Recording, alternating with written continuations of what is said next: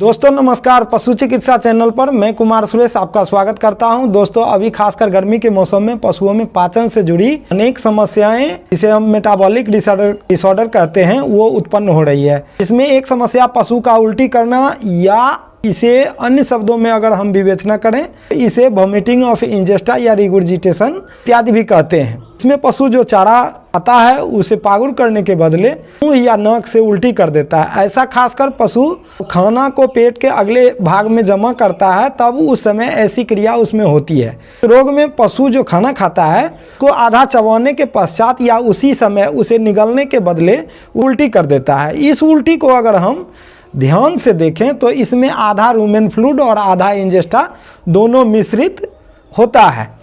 अब ये भी जानना आवश्यक हो जाता है कि पशु ऐसा क्यों करता है, या इस प्रकार की समस्या के क्या कारण हो सकते हैं।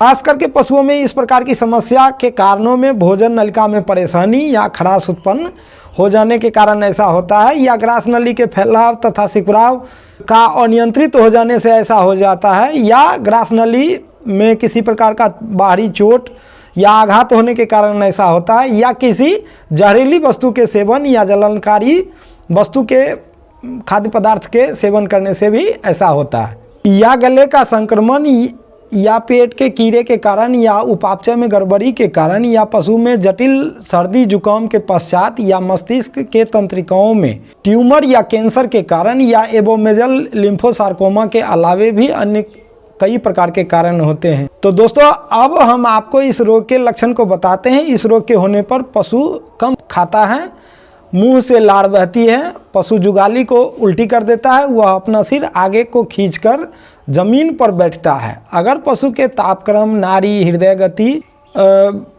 लगभग सामान्य सी रहती है, पशु के रूमेन की गति कम, पेट में हल्की सी गैस बनी होती है, पशु की आंख धसी हुई होती है, कान झुका हुआ, तथा किसी पशु के आंखों की पुतली में सूजन होती है तथा लाली भी पाई जाती है। किसी पशु के श्वास में खट्टी गंध तथा पानी जैसा पतला दस्त भी होता है।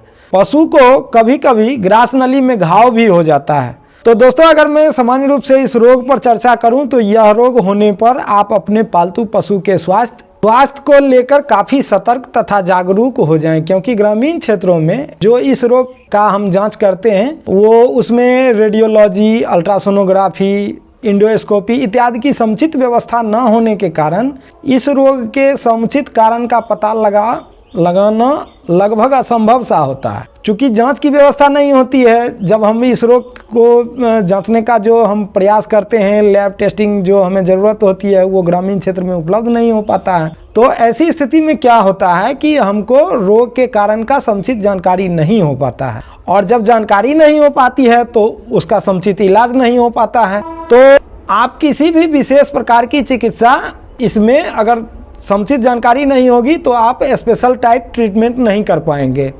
अतः ये रोग होने पर आपको तुरंत अपने नज़दीकी पशु अस्पताल के योग्य पशु चिकित्सक की मदद तुरंत लेनी चाहिए।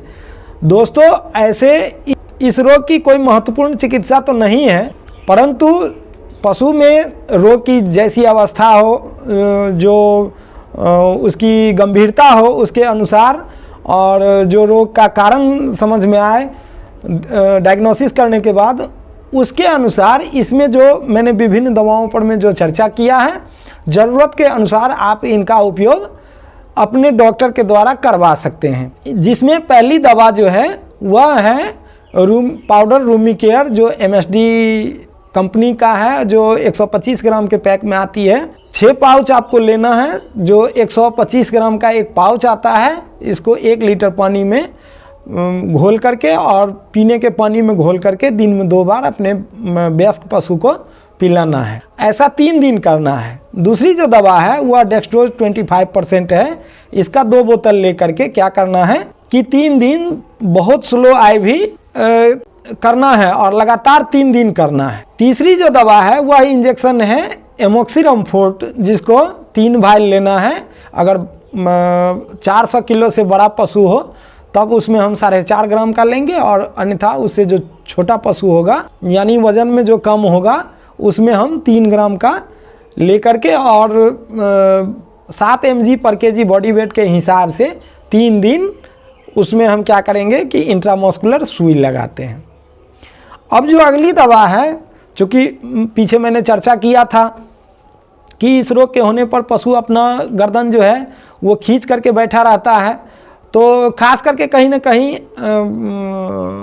माइफेक्स की इसमें ज़रूरत होती है और माइफेक्स इंजेक्शन ले करके 500 ml का एक बोतल ले करके बहुत धीरे धीरे इसमें सिर्फ एक बार ओनली वन टाइम इसका भी उपयोग IV करना है, इंट्रावेनस देना है, नस में देना है।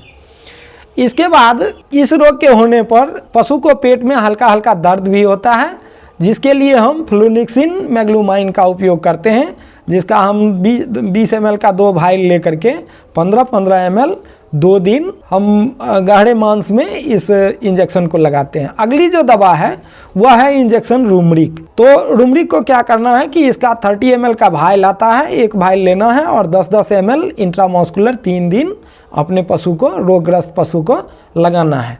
इसके बाद जो अगली दवा है वह है बोलस फ्लोराटोन फोर्ट, जिसका हमको 9 गोली लेना है और 9 गोली ले करके 1 गोली 2 बार हम इसको क्या करते हैं, मौखिक खिलाते हैं।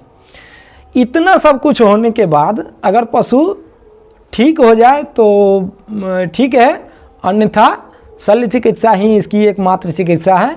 यदि उपरोक्त चिकित्सा से पशु ठीक ना होती है तो इंडोस्कोपी, रेडियोलॉजी, USG और CBC करवाने के उपरांत ही जांच के आधार पर चिकित्सा शुरू करवाएं, क्योंकि कार्सिनोमा एबोमेजल या CNS में होने पर पशु ठीक नहीं होगा और उसकी मृत्यु हो जाती है।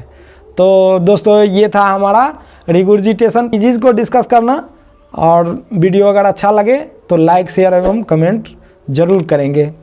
और अगर आप चैनल पर नए हैं तो चैनल को सब्सक्राइब करना ना भूलें, और फिर हम मिलते हैं एक नई बीमारी को लेकर, फिर आपके साथ डिस्कस करते हैं। थैंक यू, आपका दिन शुभ हो। धन्यवाद।